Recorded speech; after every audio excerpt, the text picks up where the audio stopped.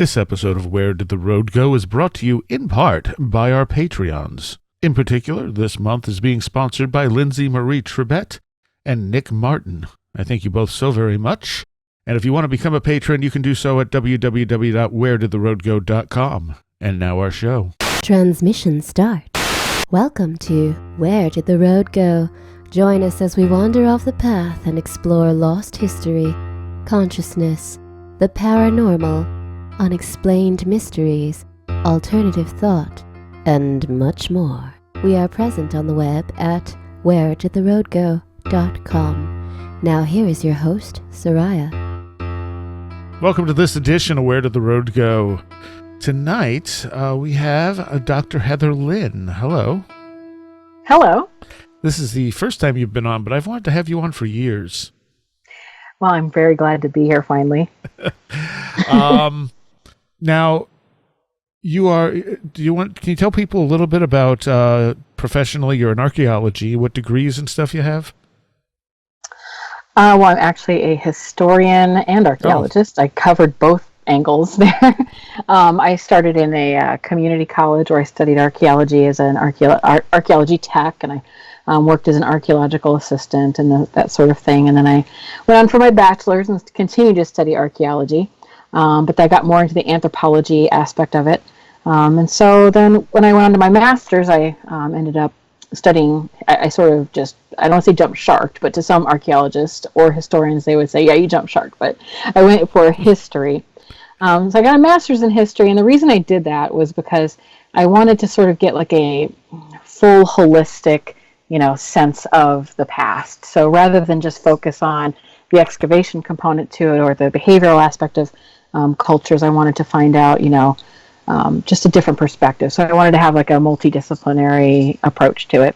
And then after that, I went on for my doctorate. I studied at the University of New England, studied education, and wrote about the basically the educational value of technology in museums. I thought that the museum experience lately has been one of just gamification. So you go into museums, this is especially bad at the Smithsonian. You walk in and you see that a lot of things are, games, little displays, little exhibits, interactive things. And instead of using those as sort of just ways to enhance the experience, to me it looked as though they were starting to replace some of the artifacts and the ability for people to engage with the cultural material of the past. And so that's something I looked at in my dissertation work. After that, I continued with gaining some just specialty certificates, University of Leiden, osteoarchaeology, archaeoastronomy, and I continue to take continuing education courses whenever I can on some specifics. So, and I'm involved in some of the mainline historical associations, Association of Ancient Historians, which actually sounds pretty bad because we're not ancient, but right. So there's that, the Society for Historical Archaeology and the World Archaeological Congress. I'm a member of the American Historical Association as well. So yeah, I would say I'm an academic at heart. Just slightly. I like to learn. I guess I guess people have insulted me or tried to. I think, oh, you're a career student then. Well, sort of, but I think learning is a lifetime pursuit. But absolutely. But I did actually leave academia in the traditional sense, and so that's what's brought me here today. Okay, what got you interested in archaeology and history in the first place? Well, that's actually kind of funny because when I was a kid, I think I always had it in me. I think it was more of like just a pop cultural thing. I think I picked up the ideas of Indiana Jones and all these things from television. I don't know. I just know that when I was, as far back as I can remember, I know there was this old house next door when I was a kid that had been demolished and they left just the foundation behind. So I used to go out and play in it and look for little pieces of glass or whatever that I could find, much to my mother's dismay. She'd say, don't go over there, you'll step on something and have to get a tetanus shot. But I would go over there. And I would just bring back little scraps of metal and things like that. I had a plastic microscope, which is, very effective. I would use that to investigate my discoveries. I don't know what I was looking for. So I would go through the general motions when I played. I think I was just looking for discovery. But it wasn't actually until I was older that I started making the connection that this was something I wanted to do. I actually hated history in high school. I think it was the way it was taught. They focused on the names, dates, places, and rote memorization of facts, as opposed to like storytelling. So it was boring. And so I left home at 16 and traveled the country and had some adventures. And part of that traveling around the country and in that way was actually late night radio. And so I spent a lot of time driving through the desert listening to late night radio. I would travel and stop at various truck stops and meet different people at diners, and I would take a lot of time to hear their stories, and they'd have lots of stories. A lot of them involving things like alien encounters or just interesting experience. And so just hearing these stories and people, I guess I started being very interested in those pet theories they had on ancient cultures or even things like Atlantis. And so it sort of got me interested. But again, I was a teenager. I was not in school. I was a high school dropout, and I didn't get back in until I was early 20s, and I started taking art history classes, and I had the most amazing professor. She was just something else. She said, everything in this textbook, which was at the time a $700 textbook, which, that was before we could rent them all and pay for used ones. This was a terribly expensive textbook. And she said, everything in this textbook, just don't believe half of it. We're just going to use it as a guide. And I was like, what? But she was a lot of fun, and she made everything really fun. And she really encouraged me to move forward and just to follow my absolute passion, as opposed to just going back to school to, get a degree and do something constructive, I suppose. Instead, I did something that was, maybe less employable, but I followed my heart and I went into what I found interesting, but keeping those alternative theories sort of always there in the background.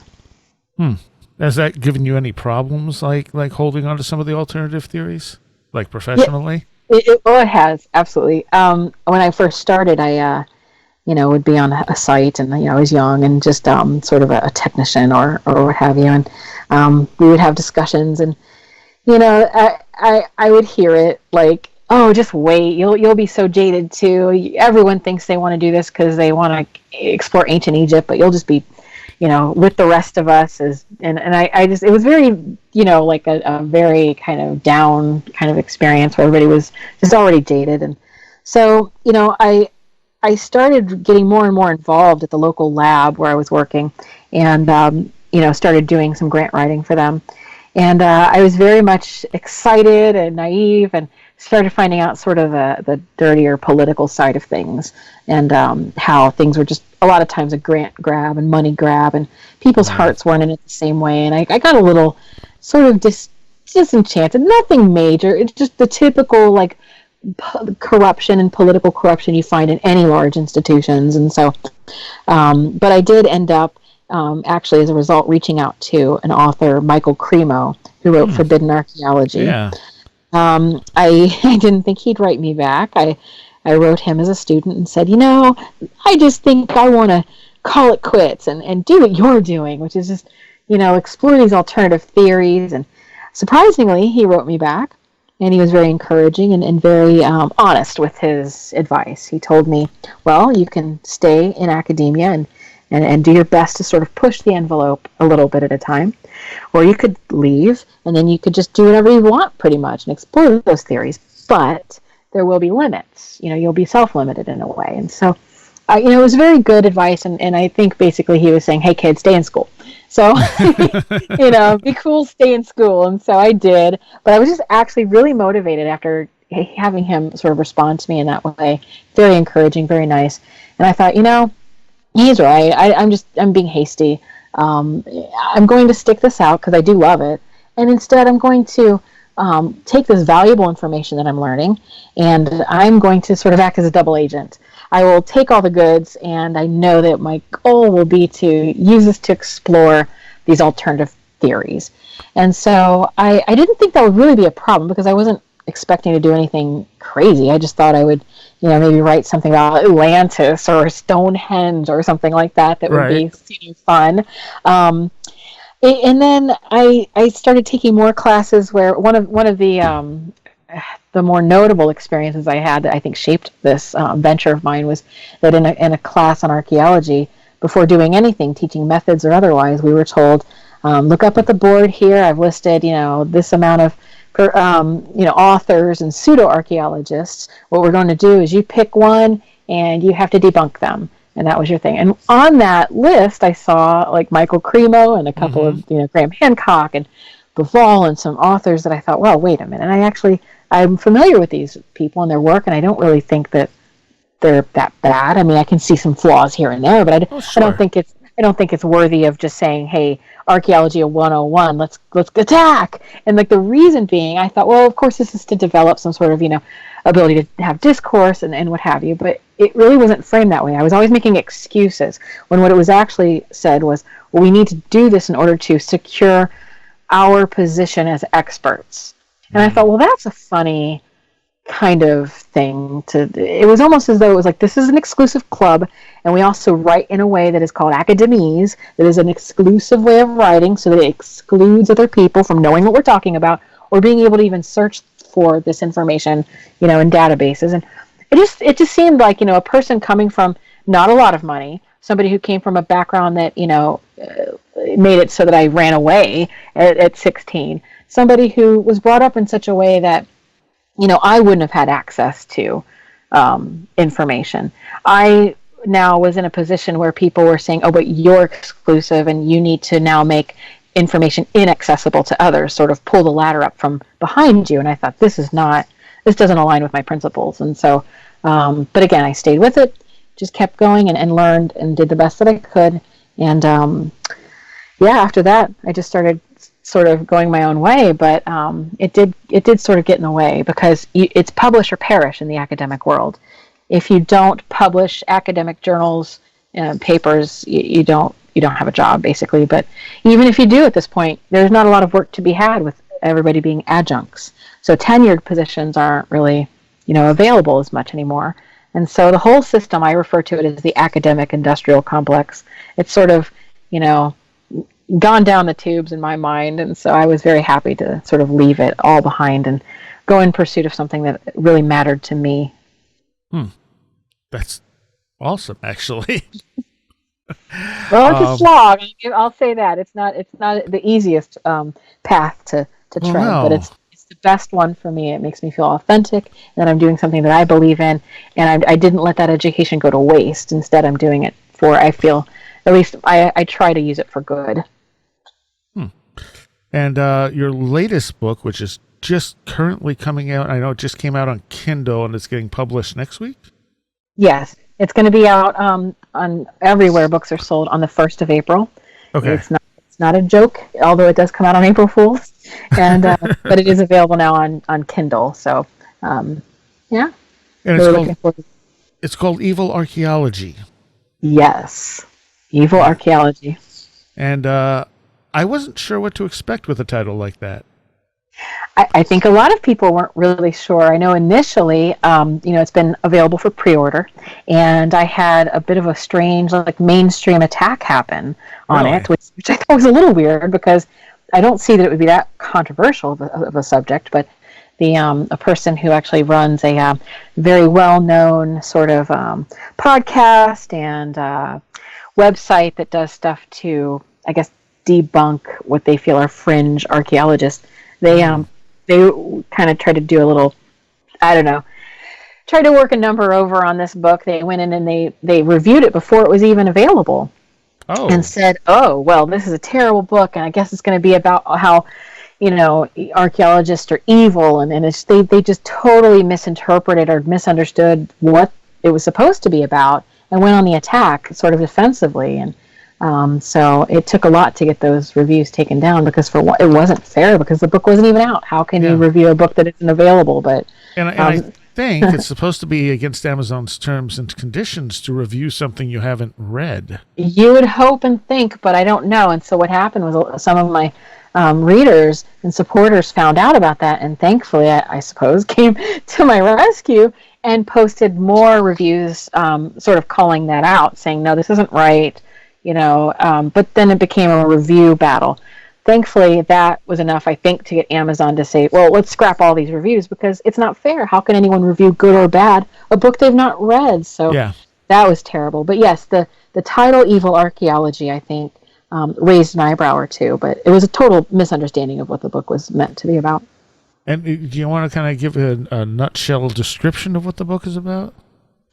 Yes. Well, it is about demons, possessions, and sinister relics. In it, I actually discuss a lot of things. I look at the scientific and historical record for the existence of evil entities. I want to see if there's any possibility that demons could exist, whether it was through historical accounts and then, follow it through with modern day scientific accounts. In addition to the question of whether or not demons exist, I look at the history and archaeological evidence for possessions. And then I discuss the history and evidence pertaining to haunted relics, places, and those sorts of things. And for good measure, I throw in a complete list of some of the most horrific archaeological discoveries. Yeah, that's a list. It's a list. One of the first things you talk about in here is trepanation and how this was a pretty widespread practice in the ancient world, and we don't totally know why. Yeah, it is weird. It's we have evidence of it going back to prehistory. In fact, many ancient people believe that drilling a hole in the head would allow imprisoned spirits or demons or other supernatural beings to escape. So drilling a permanent hole in the skull, which is, you mentioned trepanning, it's the oldest known surgical procedure, dates back to the late Paleolithic era. Archaeologists actually have excavated the remains of a Neanderthal man in Iraq, dating back at least 60,000 years, that shows evidence of this procedure done to him. So, and it's weird. It was done in about every part of the world, from China, all Western Europe, and just anywhere you could imagine it was done. I go into some detail. Probably, I should have put a disclaimer on the book because it does get a little gory at times. I don't know if you found that, but yeah, slightly. I started with this account of a fictional account, but it is based in 100% accuracy of what it was like to have your head drilled in sort of a prehistoric manner. And so a shaman would usually, do the procedure. He would cut a patch of hair from what would be his patient's scalp. So this was sort of seen as both a spiritual and medical procedure, which is something that you'll then find is carried on throughout the ancient world. This idea of having an exorcism being a mode of healing. And so they would take oftentimes we would see an antler, or maybe a reindeer antler that had been whittled to a point, and they would almost as if you were trying to start a fire, sort of like, rub it in between your palms fast and drill a hole in the head after they had made perforations, which would have been a horrible procedure because it would take, a decent amount of time to do that. Right. And so what we have as evidence for this are skull discs, which were then worn by the shaman as sort of like a trophy. Like, hey, look what I got. And so they take this little hole out and they would pack it with reindeer fat and actually clean it with the shaman's urine, and a really awful thing. And so you'd have to imagine that for somebody to do this procedure, there would have to be a very good reason. And so the reason that they believe is that they know that trepanation lessens intracranial pressure, and some of this could be done for, say, if you had an injury, and they still do this today in some ways at the hospital. If you have an injury, they can drill a hole to lessen some of that pressure. Right. But in addition to that, it's been known to be a treatment for epilepsy and different sorts of diseases that may affect maybe somebody's behavior. And so the idea is that perhaps these shamans saw some erratic behavior in one of their, fellow clan, and they said, well, okay, we're going to have to do this. But they would then call it a spirit or or have this sort of like ritualistic component to it. But I mean, the things we can gather from prehistory, but then we see these things sort of repeated then in so far back as about 4,000 years ago in the Sumerian cuneiform tablets, which sort of depict exorcism in a way that's more familiar to how we would see it now in popular culture, a priest holding a crucifix or chanting something or what have you.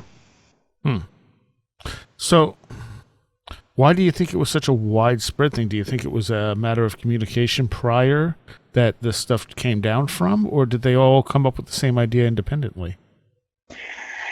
You know, it's interesting. That's really hard to say. I think that, especially when you're dealing with prehistory, but I think that it's possible that some of it came up independently in some places. But then again, we also sometimes don't give the ancients enough credit in regard to how they were able to travel. Oh, yeah. And so, you know, people still doubt whether or not some of these people were seafaring, and which is ludicrous because we have the evidence to say that people got around pretty well. And so the idea that they could have maybe had these sort of methods and then passed them around sort of through tradition, I don't think is a unlikely scenario. But again, it's hard to tell since this is like a more prehistoric activity. Right. Mm-hmm. You also touch upon the elongated skulls, and that's something else we find all over the world. Yes, that is something that a lot of people are interested in. A lot of times because they consider them maybe alien in origin.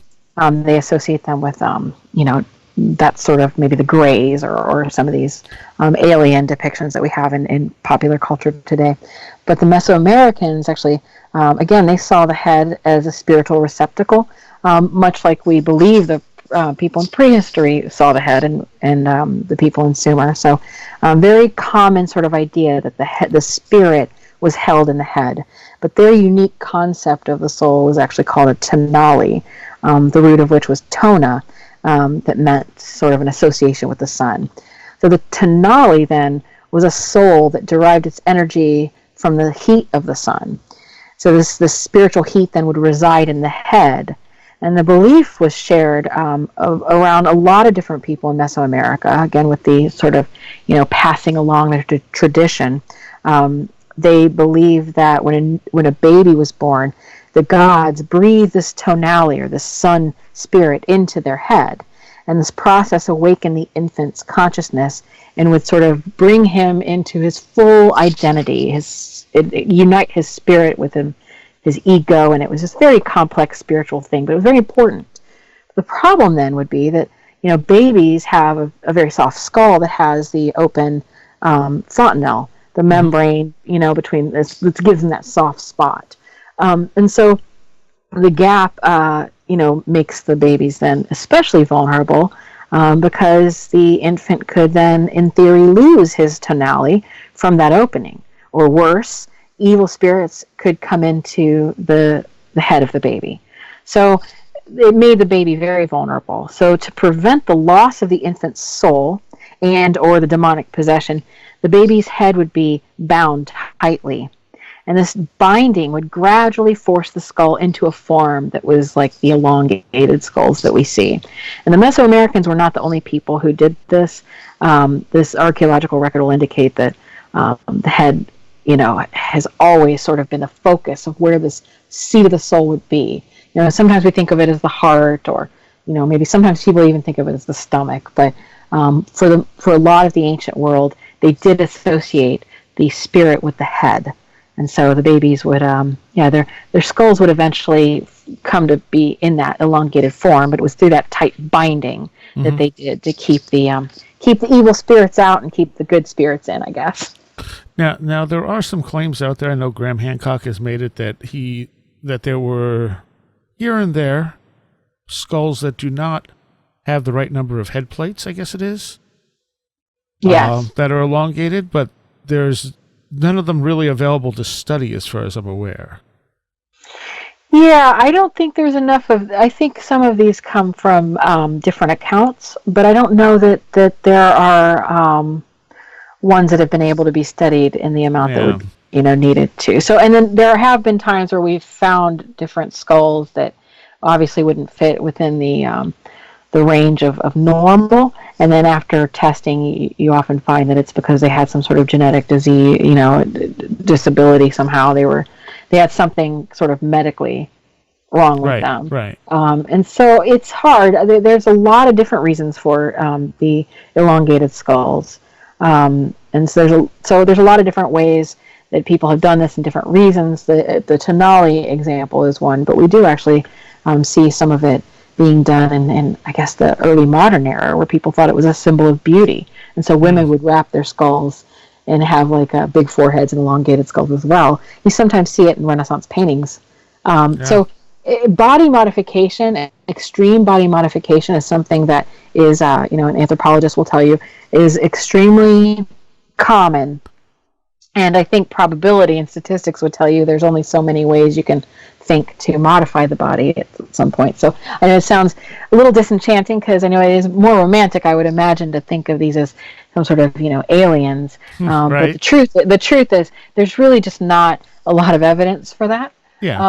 And so, but I think I added it in the book because it is important, an important component to the idea of spirit and the head, connection. But also because people are very much interested in this question of elongated skulls, and from my understanding, I've not heard a lot of people kind of talking about that component of it, and so I thought it was important to bring that narrative out there to the discussion. I guess I wasn't so much wondering about it as an alien thing as much as maybe there was another offshoot of the human race that maybe had the elongated skulls. That's an interesting point. I mean, I don't know of any. I mean, maybe I will find some. Somebody will be kind enough to email me and point me in that direction. But I don't know of any specimens that show that. But there could be, because there is so much diversity, in human remains that we find. So there could be different hominids that have those types of features. I know that Malta was one of the places they said they found elongated skulls that couldn't have been human as we know it, I guess would be the way to say it. That's a great way to say it, human as we know it, because there are a lot of different things that, and if you find Flores man, that's not human as we know it, but, know, so that you definitely, there's a lot of diversity, and we're finding new things all the time, so I wouldn't be surprised. I mean, because if there was a culture back long enough, it might be hard to find the remains, especially if they weren't, heavily populated. And maybe they were a ruling class of some sorts that everyone just started also emulating, trying to keep that sort of thing going. That's a really good point. And there was an interesting paper that came out that was published by NASA called the Silurian Hypothesis. Would it be possible? Yes. Yeah. Did you read that? It asked about the possibility to detect an ancient industrial civilization in the geological record. They actually concluded, though, that the fossil record doesn't really. I mean, it goes back obviously pretty far, further than roughly 3 million years. But that in that case, anything earlier than that would have already just been turned to dust and gone. So if you're talking about some very, very ancient civilization, they would have turned to dust and be gone too. And there's also not too long ago, a university was studying sort of like just wildlife and different things with game cameras, and they showed that there was a deer that had died, and it only took so long. I mean, it was before nothing when it just was, there were no bones left. Animals just came through, picked it apart, ate it, but then also different insects came through and just, it was almost as if nothing was there. So between the fossil record, and just how quickly things can actually decay now, I think that we might have a lot of hubris as humans and scientists and scholars and whatnot, thinking that, oh, well, if something was there, we would have found a remain of it. Well, I don't know that that's absolutely true. I think that nature has a way of reclaiming, and that there could be plenty of different things, especially organic material, that we just don't know. So maybe there was sort of an ancient race that had, this sort of physiological feature, and how would we know? Maybe they're the bottom of the ocean for all we know. Well, that's true too, yeah. Rising sea levels will do that. Absolutely. Climate change. Mm-hmm. Yeah. The Trepanation thing, there was a podcast I was listening to called The Infinite Now, which was just some weird stuff thrown together, and they were saying something like time works in a loop, and those skulls with the holes in it, that's where they had their cybernetic implants, which have deteriorated, but the skulls remain. Wow. And I thought, that's fun. I like that, though. I do. Hey, because they're right. That stuff would be long gone.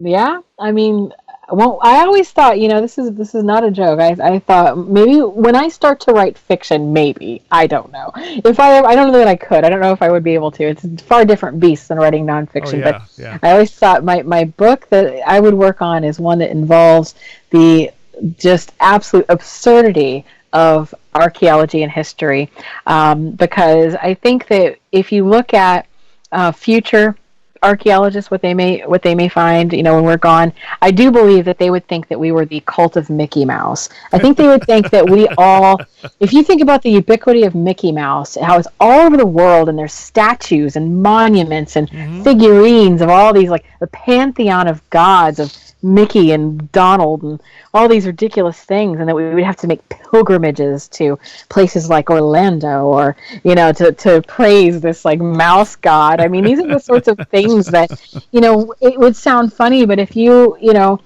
look at it as a future archaeologist, that you may actually start assigning those meanings to things, and then maybe down the line, like I speak of religious syncretism, where people they have a set of gods, and then another culture comes in. Eventually, they replace those gods with their gods. They merge, etc. I think to myself, well, if you think about it, with Disney, they went through and they merged. They had the acquisition of Marvel. Now they brought in this whole new pantheon of gods of comics, and it's just this like ridiculous mess that for us is entertainment. But how do we not know that if we were gone, that archaeologists wouldn't put some ritualistic value to it, and make it seem really like, oh, is there gods, and isn't that kind of the joke, that every time an archaeologist finds something new, it's a temple? It's ritual. Exactly. I think it's funny. I think that's part of it. Sometimes I want to look at those like more complicated reasons for things, and I think sometimes the answer is real simple. It was just, hey, they did this because it worked, or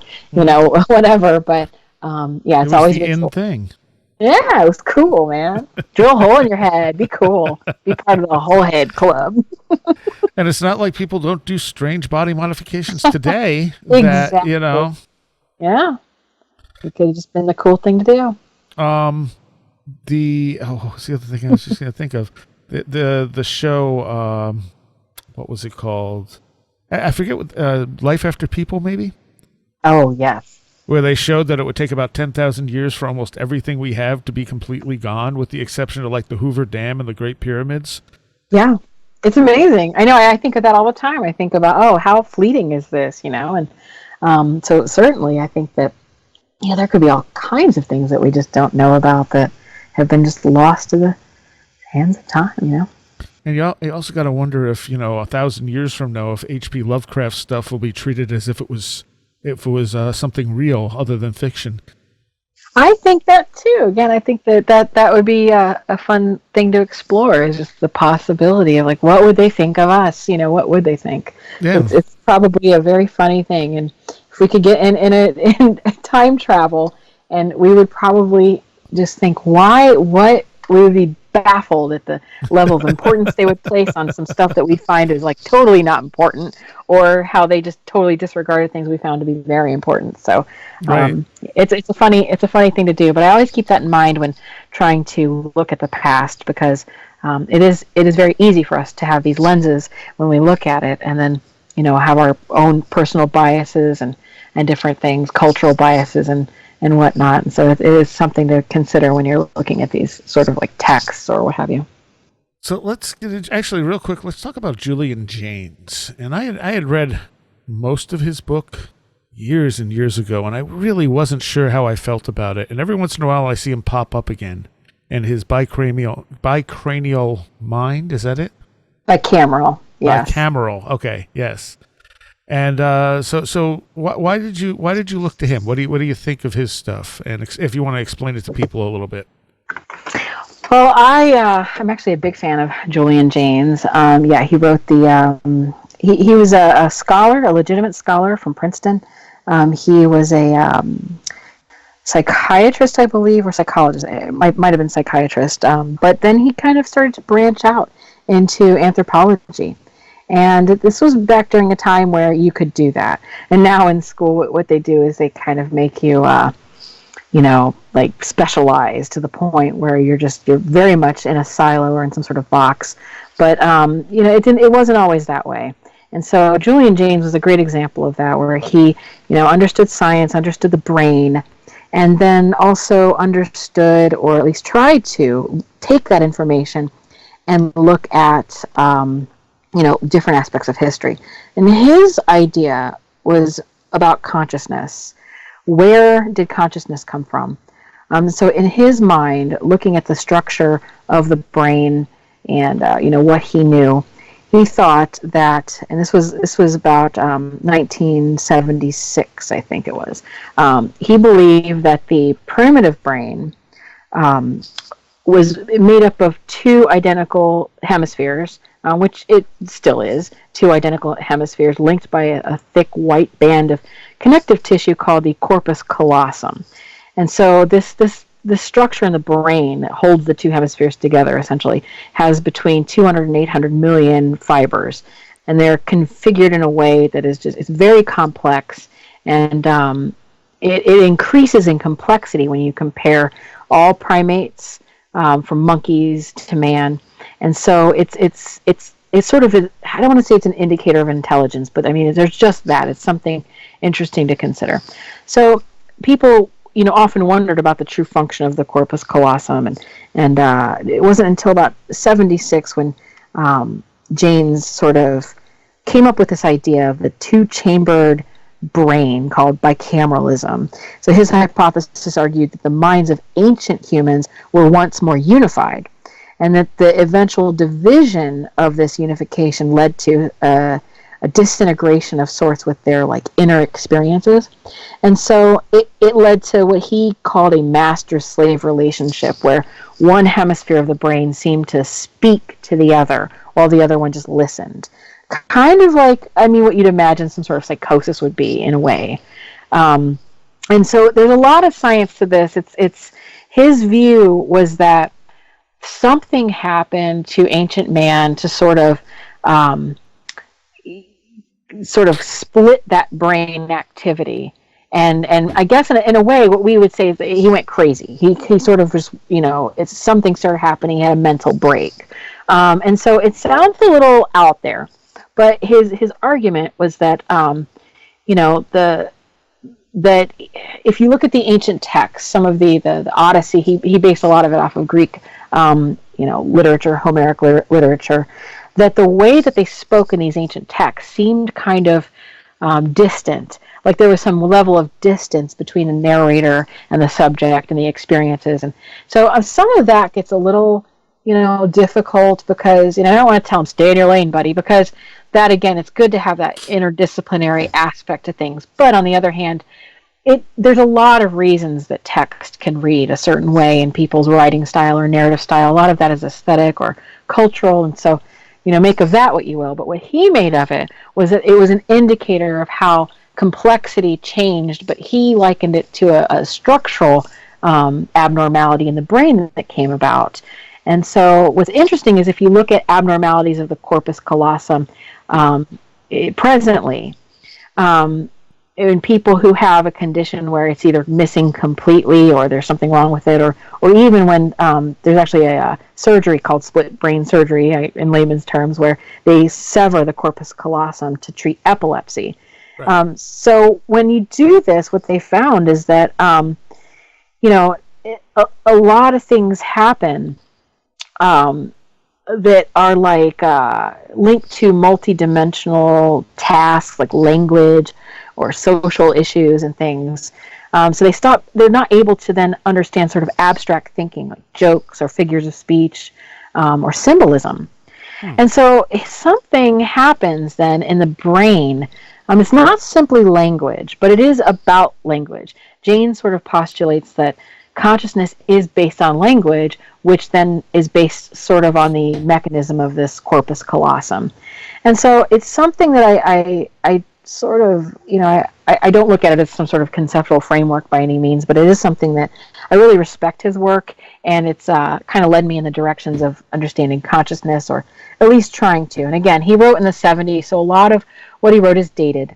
Some of what he did was, it wasn't necessarily, quote, right in terms of how he analyzed things, but again, he was coming out of the time where he was a scholar with legitimate background, and what he did was he pushed the envelope, asked hard questions. He made some enemies doing that because they said, "Oh, what do you know about this? You should." And these are out there ideas, and what are you saying? And but then again, he found a lot of followers. So I think he's just an underrated scholar that, while not all of his ideas are hold up to the standards now, there's a grain of truth or something to look at there that I think could teach us a lot about consciousness, and so and at least how consciousness may interact with the brain, if that makes sense. Yeah, and you kind of tied this into the possibility of that being sort of the origin of the other inside the brain.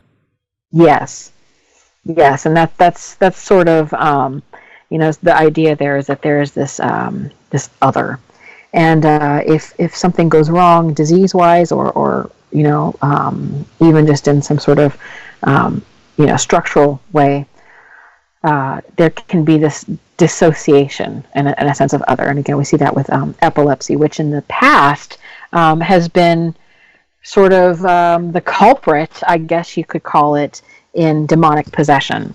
It's been the disease of choice for people who, in many different cultures, it's sort of oh, well, you have epilepsy. They didn't call it epilepsy; they would call it demonic possession. Right.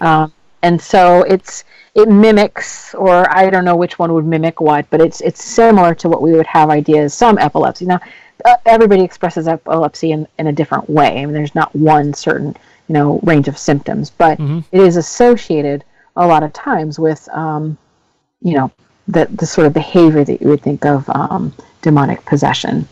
And so, yeah, even to this day, in certain parts of the world, they treat people with epilepsy as though they're possessed in some of the third world.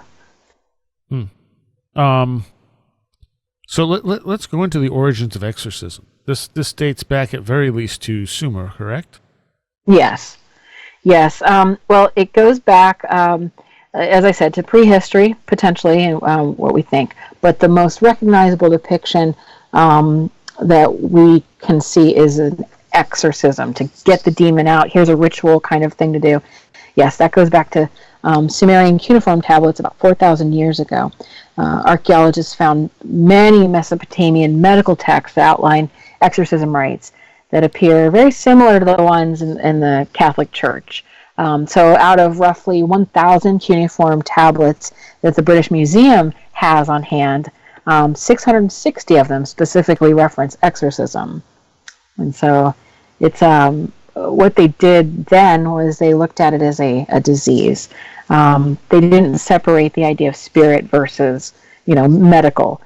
So these texts that the British Museum has, they're actually medical textbooks, and so they outline the exorcism in that regard. So the idea that a priest would come in and sort of stand over a body that would be lying flat on the surface, and that priest would demand the name of the demon. That is something similar to maybe something it would be in a movie now. Tell me your name, demon. But the reason they did that sort of was based in, I guess, some logic in a way, or a form of logic. They were trying to get the name of the demon because that, in effect, was the name of the disease. It was the diagnosis. So if you could demand the name of the demon, if you could figure out the name of the demon somehow, if you were the doctor/priest, then you would know how to treat the demon. You'd know how to get rid of that demon. So you would take a lot of things into account. Is the patient vomiting? Is he sweating, or is he speaking in delirium? And so you would be there and for hours on end and just trying to figure out what is this demon or what is this disease, because they didn't separate the two. and it's funny because it sounds so much like the current version of exorcism that it's not really changed in what, 6,000 years. Yeah, in a way, not. Yeah, it's that same sort of idea of just it's just the way that we look at it is different because we went through the whole like spiritual mind body sort of disconnect.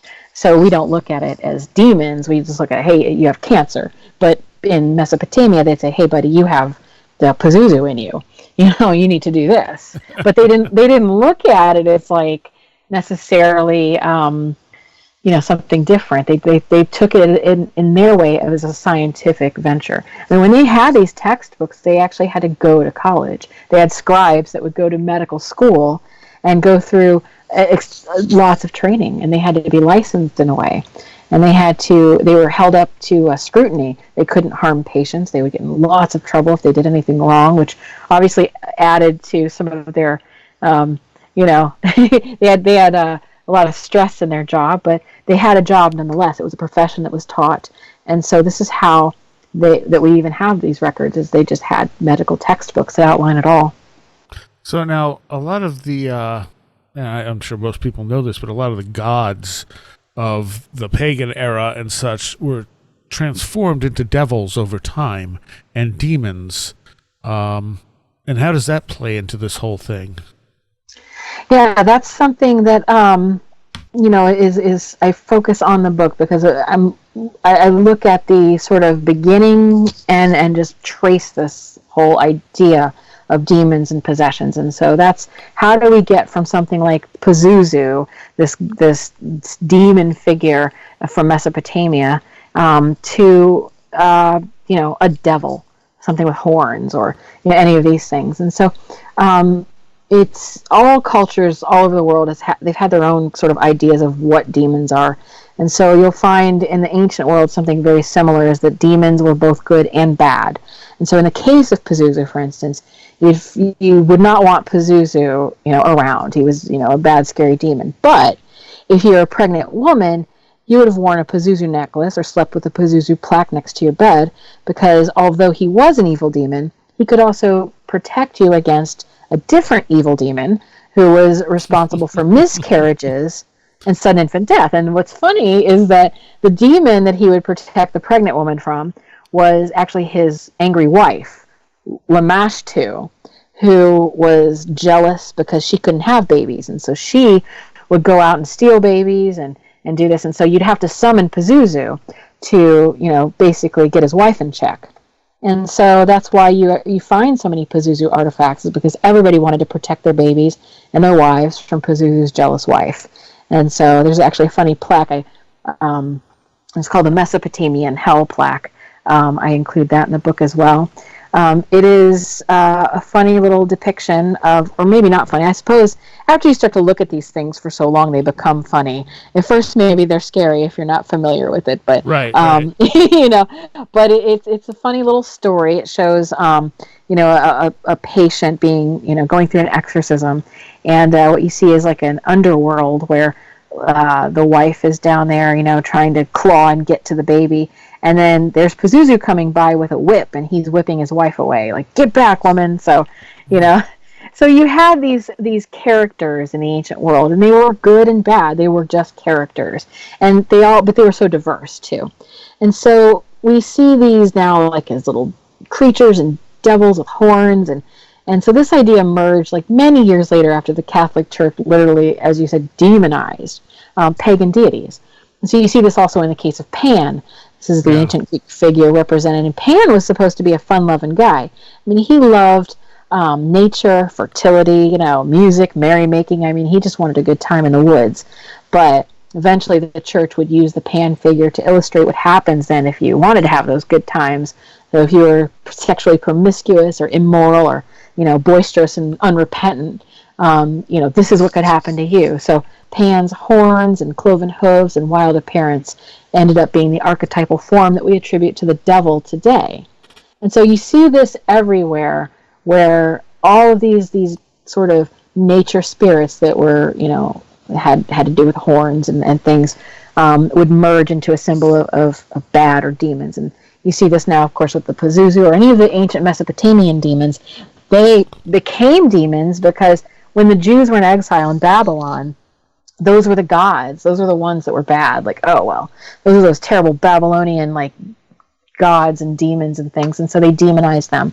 Well, then, of course, Judeo-Christianity. I mean, we get a lot of our beliefs from the Jewish tradition as Christians, and that turns into, just sort of snowballs into that, and then the Greeks, of course.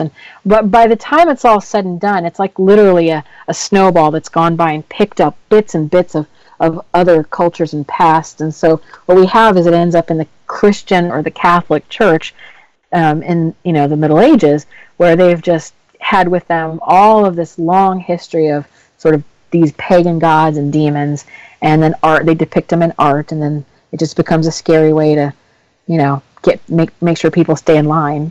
Right. Yeah, and you even see that now in the postmodern era with the movie and the book The Exorcist, which was sort of an inspiration for this book. Circling back to Pazuzu, the ancient demon of Mesopotamia, was co-opted by William Peter Blatty, the author, and portrayed as a modern threat to this Christian family in the story. So, I mean, and I think that's what made the book so good, is that, and the movie so good, is that, it had that sort of like connection to the ancient world. But again, it's something that you see. It's very easy to take a different culture's sort of like symbols and icons, and if you don't understand them or whatnot, it's easy to just sort of be scared of those things. And then, of course, play them off for your own benefit, whether that's to control a population of a parish or to sell some movie tickets. It works. Right. Yeah. So you talk about the rise of sort of the witch hunts and stuff in here, yeah. and there was a bunch of stuff I didn't know. I didn't know how subtle this stuff was at first. Like they weren't really all that worried about witches at first. Yeah, we get a lot of sort of ideas about the witch hunt as though it was this like absolute feeding frenzy or something.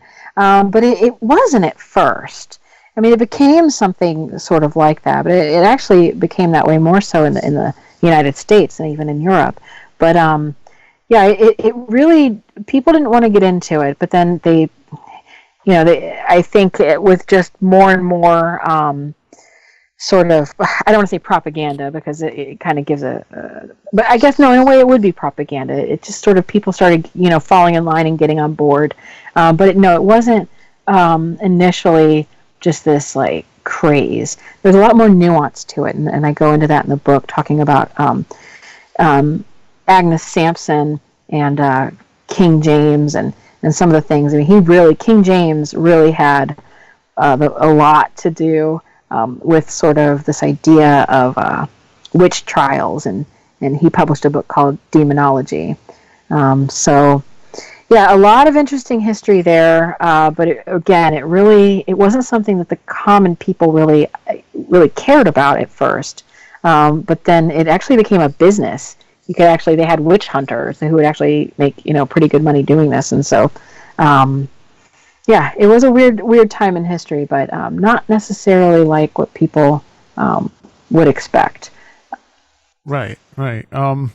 So when it comes to demons, when did this become more of a set thing? Like, because the original concept was daemon, right?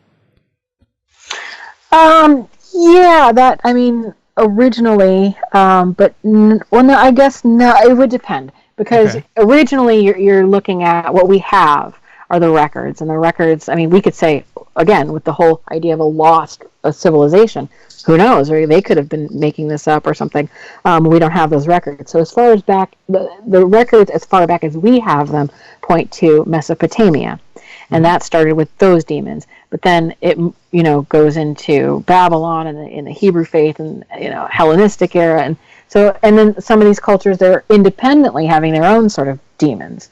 And so then they all co-opt each other's, because there was that kind of an intellectual space in the Levant or Mediterranean area around those times. So, yes, the Greeks had daemons, and those definitely factored into it. But then they were also not necessarily good or bad. This is another theme in the ancient world, was that they were sort of in between. They could be good, they could be bad, and you could use them, and sometimes, if you're brave enough to summon them, or foolish enough maybe, you could sort of maybe try to gain their favor or have them do things for you, that sort of thing.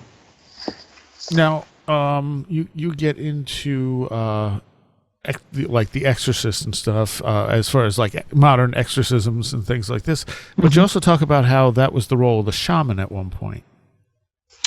Yes, that was the role of the shaman. Again, it goes sort of back to the idea that your spiritual health was your medical health. So it was something that, in times where, you'd have a shaman, he was looking out for, your whole person, like a holistic sense. So, shaman, it was, in a way, again, with the whole evil versus good, some of these demons were thought of as good, some of them were not, and the shaman's role was to sort of go in and fix it in a way. He had the capability to go into the astral plane to sort of, identify what these demons wanted, sort of on behalf of his patient or, what have you. But it was definitely something that we see is, again, more along the lines of medical and spiritual at the same time. There was not a clear divide between the two worlds, and the shaman was the sort of point in common with all of those things. Now, from the Middle East, you also get the jinn. Yes. Exorcism is by no means exclusive to Judeo-Christian religions. The idea of exorcism in Islam is the getting rid of demons, but they refer to them as jinn. So jinn are sometimes also called genies in Western popular culture, but the one where they grant 3 wishes and all this, and that sort of points again to the idea that they could also be good. They could also be wish granters, but they are typically still seen as an evil thing you don't want to mess with. And I'm not as well versed in Eastern thought, and I didn't want to butcher anything that way. So before I went, and looked at things through my Western perspective, I made sure to consult with a good friend of mine named Hakan Ogun, who is, and I hope I pronounce that right, it's Hakan, but I don't know if I don't know if I pronounce his last name right. So if he's listening, I am sorry. Please correct me. We only speak through, So I probably butchered that, but he's actually Turkish, and he is very well versed in not only his faith but archaeology and just amazing stuff. So we talk a lot about these things, and he contributed to the book in that way and helping me understand from that perspective, not clouded by Western eyes, what the role of the jinn, were. And so, what's interesting is that they have a method of exorcism, and that it's made up of spells that are either written or spoken to drive the jinn out of the possessed. So you would recite certain verses or chapters of the Quran for a certain number of times, or you could write those specific verses on paper in their original language and keep them in certain places or carry them in, say, like an amulet. But it is not something that's commonly practiced in just mainstream Islam, and it's usually done now in like rural areas. And it's also a way that sometimes people are, like charlatans, I guess, out in the rural areas, trying to say, "Oh, we'll get rid of the demons" and stuff like that, according to him. So, and it apparently can be a pretty dangerous thing, and in some ways, it's just not a good idea to do. So they have methods, but in the modern era, they don't typically like to try to do that. But it is not something that is unique to Christianity or Judaism. Okay. Yeah. Really, it can have a lot of manifestations that maybe somebody didn't intend. That's the whole idea that they're like tricksters, like they're in the same way that they're still good and evil. that the genie can offer these wishes, but at the same time he can I guess pull one over on you as well. So you don't want to mess with them. And the jinn are becoming a very popular paranormal subject at the moment as well. I've not heard that, but that's I shouldn't say I'm surprised, because they are very interesting when you look at the in depth, the different types, because there's a whole variety of jinn, and what sort of they do. I mean, it's like they'll have characters almost, so it is fascinating, and they can be quite scary too, and some of their depictions are scary as well. Now, in the book, you talk about an exorcism you attended when you were younger. Yes, this was interesting in the sense that I came from a Catholic background initially. So, of course, my idea of exorcism would have been just, a crucifix and some holy water and that sort of thing. And so I was traveling, and I ended up in a small town in South Carolina. It was a very small town. The population was less than 300 people. And so I ended up one evening, an acquaintance of mine invited me to go to their church at this very small Christian church on the outskirts of town. It was just literally a dirt road and just way out there. And so, it was an interesting experience. I was a little not sure what to expect, because I'm used to, one way of, at the time, of course, I was used to one way of worship, and this was definitely not the sort of church I was expecting, and definitely not the type of town I was used to being in. It was so small. And it was very filled, though. There were a lot of people there. In the beginning of the evening, it was sort of familiar in the sense that, there was just readings of the Bible, and people were very happy to be there, and nothing out of the ordinary. It was just a Bible-based church, and everybody came from all over, though, to worship. And the preacher was talking, and so far so good. Nothing out of the ordinary. And then at one point, the preacher, he was getting so into his sermon, he started jumping and running around at the church, and then he jumps onto the pews, and he starts sprinting back and forth from one to the other. And I mean, he wasn't a young man either, so it was quite a sight. And as he's doing this, some of the churchgoers, they shake and they start speaking in tongues. So they're uttering strange words and falling to the floor. And it started to become quite a scene. I'm far more reserved than that. So I'm standing around looking like, okay, this is getting interesting. And so I'm just watching this, and my eyes are focused up at the, preacher and trying to figure out what's going on. And then seemingly out of nowhere, a woman in a hospital bed appeared. I mean, she had been wheeled in through a door, across the pulpit, sort of on like the platform. I hesitate to call it a stage, but it was more of a platform. And that's when things got really weird. I mean, the preacher was motionless and stood there, and things got quiet, and the congregation members, and even children were doing this. They started rolling on the floor, continuing to speak in tongues. And the woman in the hospital bed, she just looked like she was asleep. She was very peaceful, but she didn't look very good. She looked kind of haggard, and she wasn't elderly, but she sort of looked like she was. But she must have just been in maybe her late 40s or early 50s. But one by one, members of the group started to circle her bed. And my friend, looked at me and just hadn't said much until this moment, but looked at me and then asked if I had anything to confess, because they were about to do an exorcism.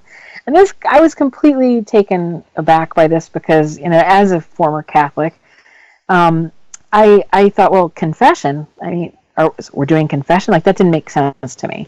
So I wasn't sure why confession would be in order, but I declined. I just was wanting to watch. I didn't want to get involved. And so I kept watching, and, people were standing up, and the preacher puts his hand over the woman, and she starts to speak in tongues. She starts to moan and just squirm all around. And then from the same door where she was wheeled in, they brought in 4 live goats. And then, just as I thought it couldn't get any stranger, these goats, they just walked aimlessly through the church. They didn't know what was going on. They just were walking around, and, I was focused on the goats. I thought, goats? What? I don't even know if at that point I had seen a goat in person. I wasn't really from the country, so I'm like, oh my gosh, they're goats. What are they doing? And then all of a sudden the woman started shrieking, and her bed started shaking. And her face got so red, I thought she was going to have a stroke. She started shrieking and then growling, and she started yelling, "Alu, Alu!" And the preacher says, "Demon, what is your name? Is this your name?" And the woman just keeps saying, "Alu." And of course, everybody was speaking in tongues, so it just all babbled. It sounded like gibberish. But the exorcism, I suppose this was the exorcism, it continued for about an hour. And so eventually people were getting quiet, and some of the kids actually fell asleep, but the preacher just was not stopping.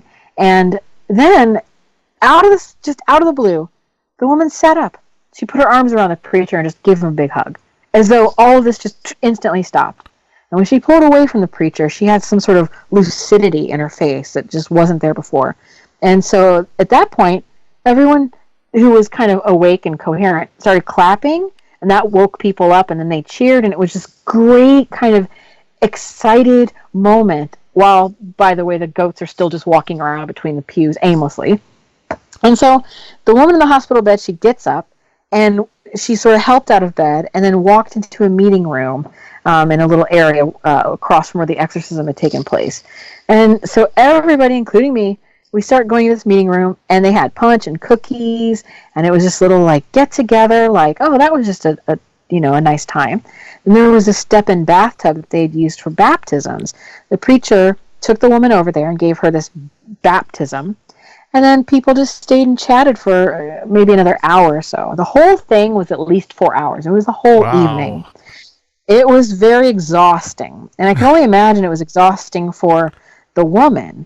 And so I was really just kind of like, I don't know. I was a little perplexed, but I was more interested than anything. A little freaked out and a little concerned about the goats.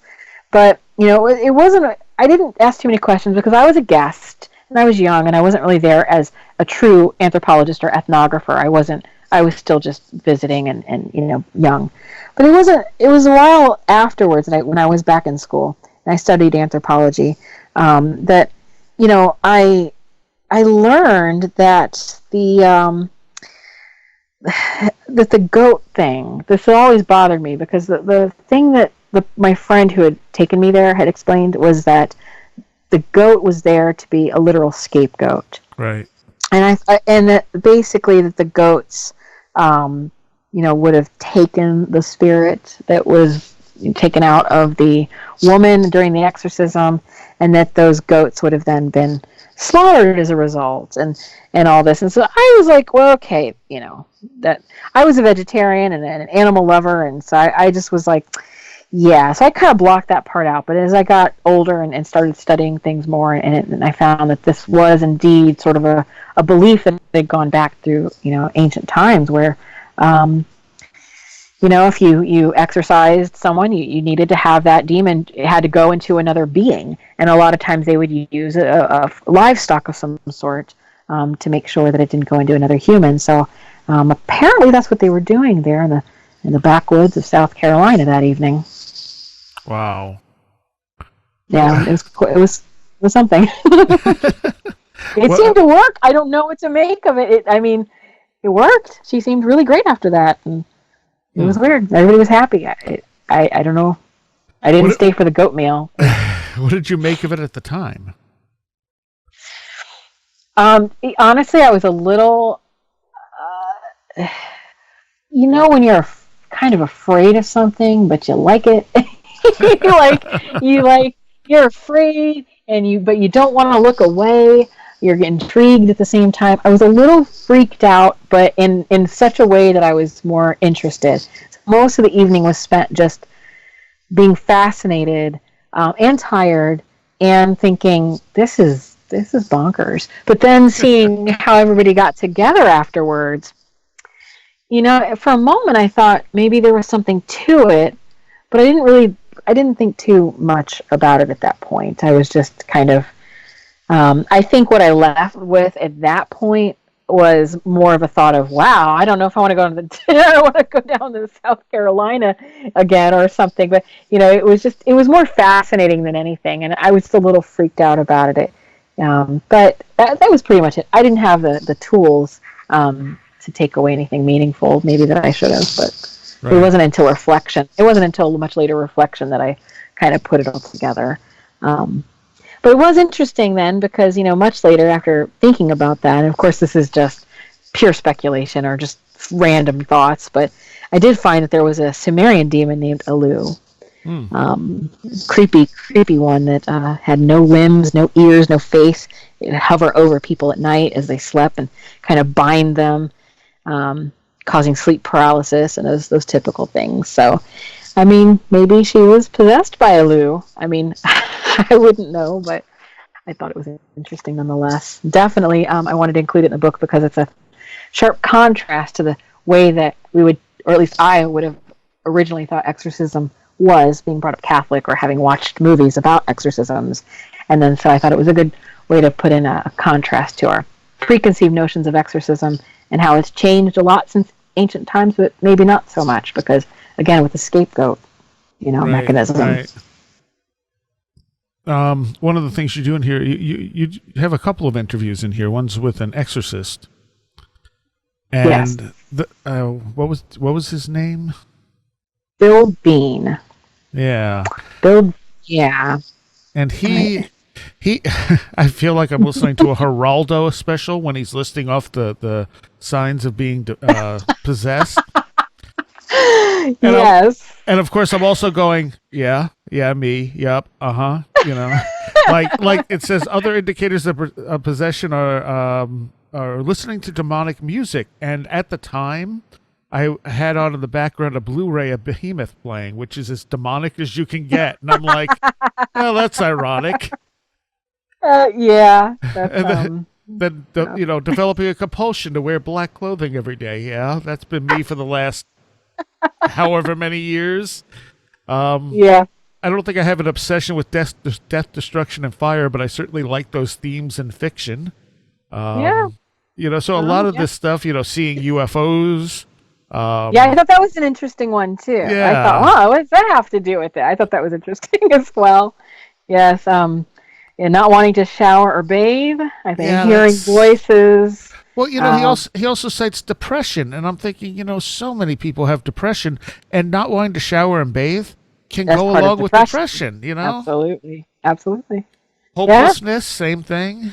Yes, and I think and after talking to Bill, I think he kind of gets that, and again, that's where this idea of medical problems versus spiritual problems are have that interplay again. So here in the modern era, we have an exorcist who it's his actual job to go and, people they call him and he travels all over the country to give people these exorcisms.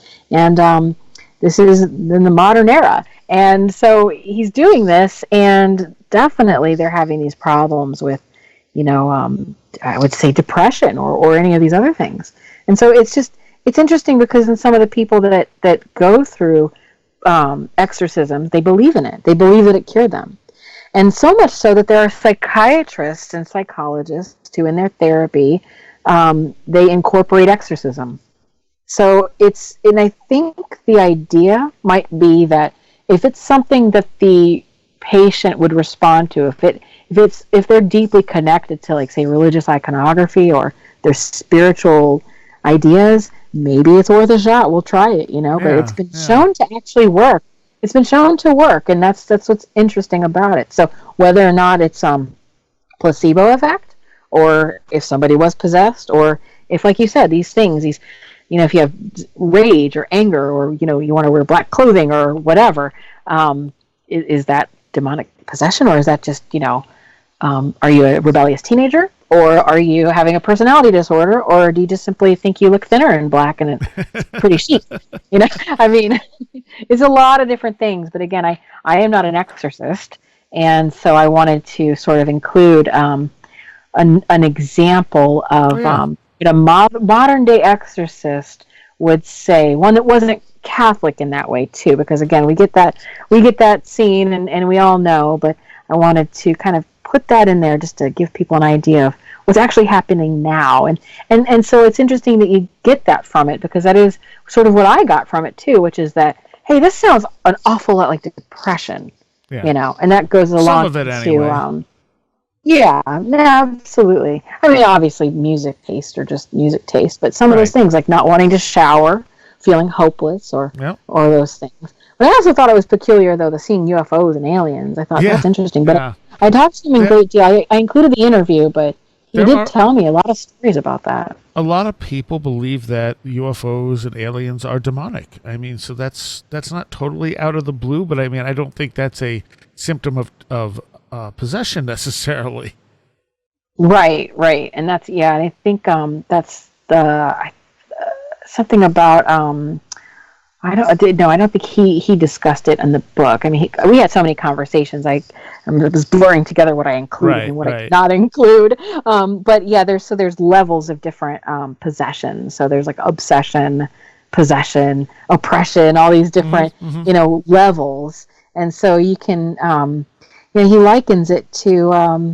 I mean, it really does kind of fall along the line of like psychological experiences. So, like, say, for instance, oppression can be triggered by some sort of trauma as a Right. child, and that can go along with other mental and physical abuses, and then it Mm-hmm. can go along the line into, these types of, I guess, externalized demonic sort of activities. So, it definitely does sort of relate to, these things. So, it's fascinating, and I think it's something that humans have had to deal with for a long time, is trying to understand the role of, or why people act the way they do, and so, tragically or severely, with whether it be, psychological disturbance or otherwise, and then try to, resolve that with like the spiritual or moral component, and where does that fit in? I think we're all still trying to just figure that out.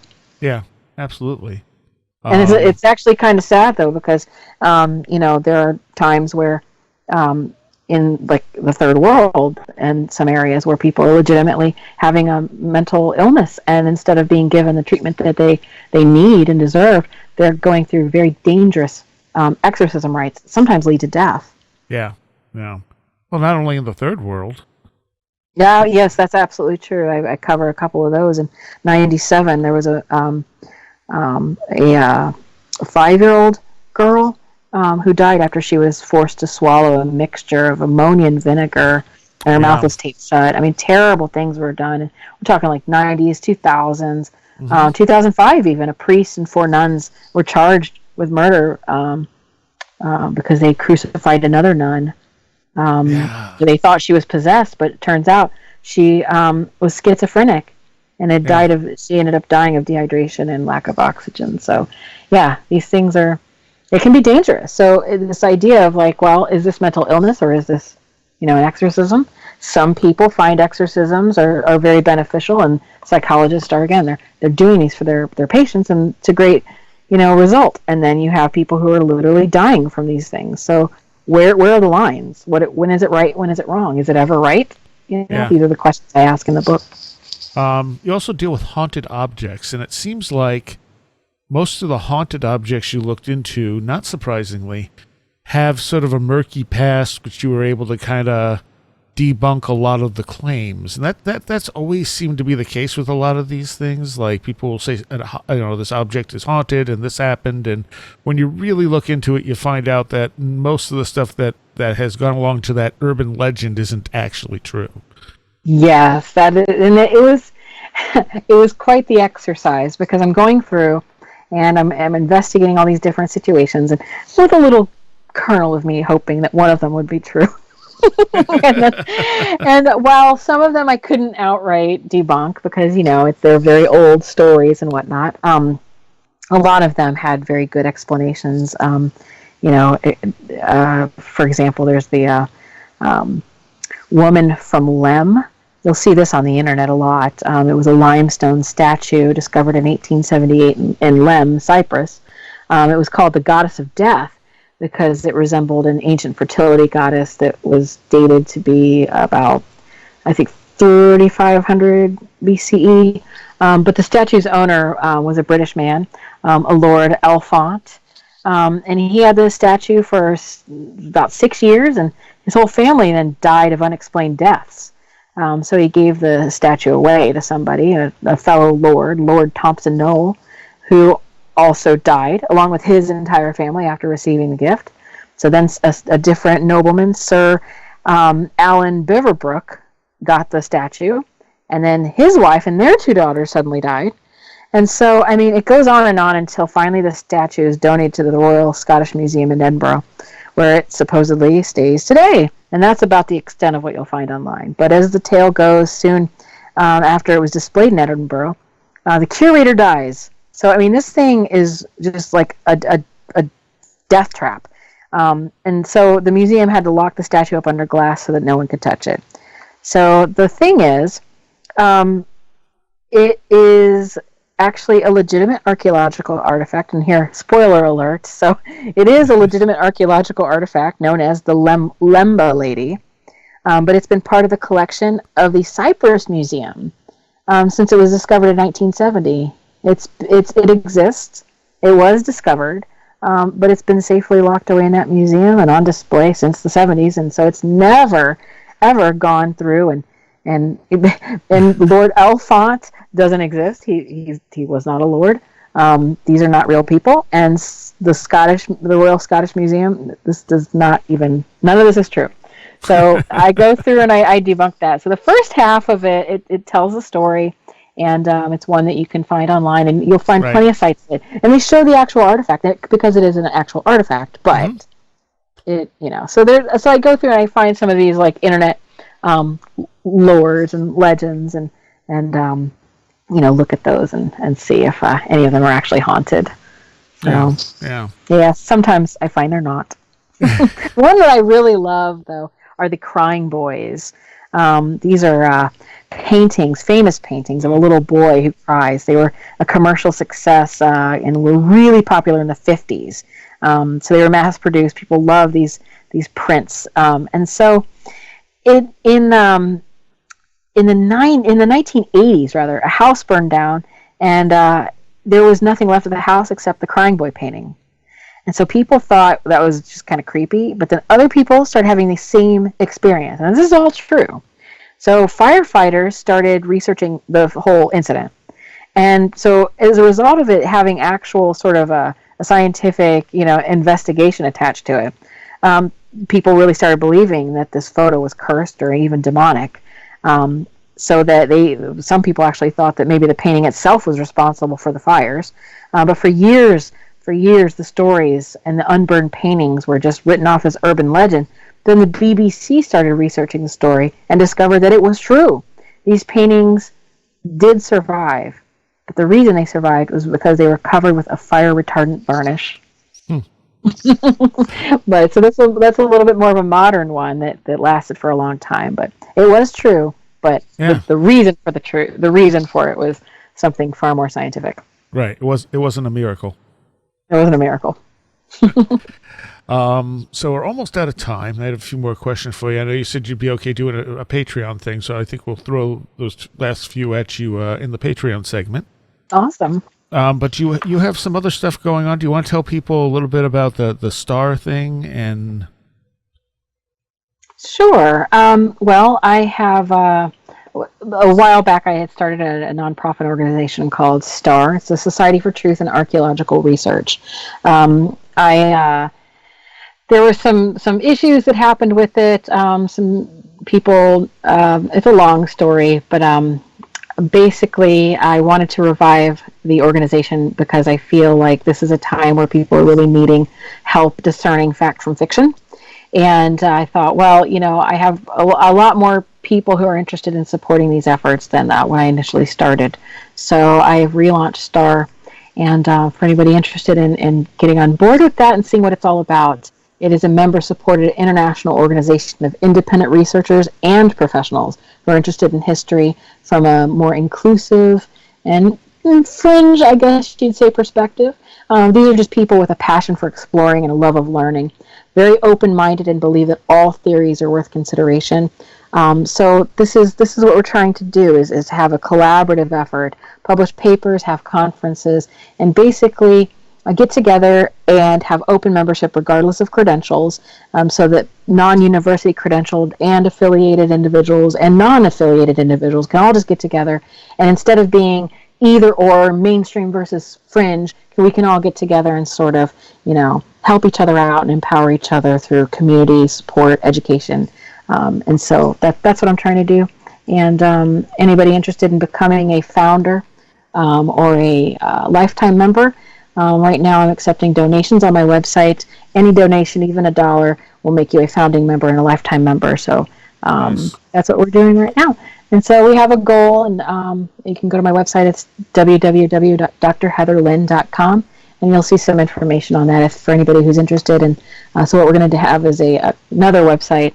We're building basically a community, and it's membership based. And so I implore anybody with an interest in learning the truth behind some of these fables and lores, but also wanting to ask some of the harder questions about, who are we, where did we come from, and do this with science, but also with an open mind, questioning some of those more interesting creative ideas too. Go to my website. All right. And the book, Evil Archaeology, is available currently on Kindle, and it'll be in print form April 1st. April 1st. Yep. All right. Thank you so much. Thank you so much. It's been really great speaking with you. And a special shout out to our patrons pledging $10 or more: Allison Cook, Lindsay Marie Trebet, Nick Martin, Super Inframan, UFO Weekly News, Tim, Maria, Nate Seriah, Jennifer Campbell, Mike McGuire, American Rambler, Paul Buscini, Kevin, Chris Johnson, 36 Dingo, John Rutledge Foster, Eric Citron, Ben Crow, Janet Runyon, Andy McNamara, Sasha Lorg, Christopher Vaughn, Riker and Stark, Rogelio Gonzalez, Roland Belstadt, Robert Groom, Sean Cosgrove, Jose A., Craig Sisternos, Charles Beauregard, Matthias Sunby, Lindsey Jackson K., Alfred Tuttle, Kevin Schreck, Patricia Giaquinta, William Lovelace, Mark Brady, Chris, John Eddy, and Carla Mahoney. Thank you all so very much. All right, I hope you enjoyed that. There's about an hour-long Patreon segment I'll be putting up later in the week with Heather, and we're definitely going to have her back. There's a lot of interesting stuff that she can talk about, and I'm glad I finally got her on, because it's been a few years that I've wanted to bring her on and finally made that work. And the new book is definitely an interesting read, so go check it out, Evil Archaeology. Heather Lynn, we'll see you next time. You have been listening to Where Did the Road Go? This show is made possible in part from our Patreons, and we thank you and everyone listening for helping us continue this exploration of the strange. You can always find everything Where Did the Road Go related at www.wheredidtheroadgo.com. And thank you so much for your support.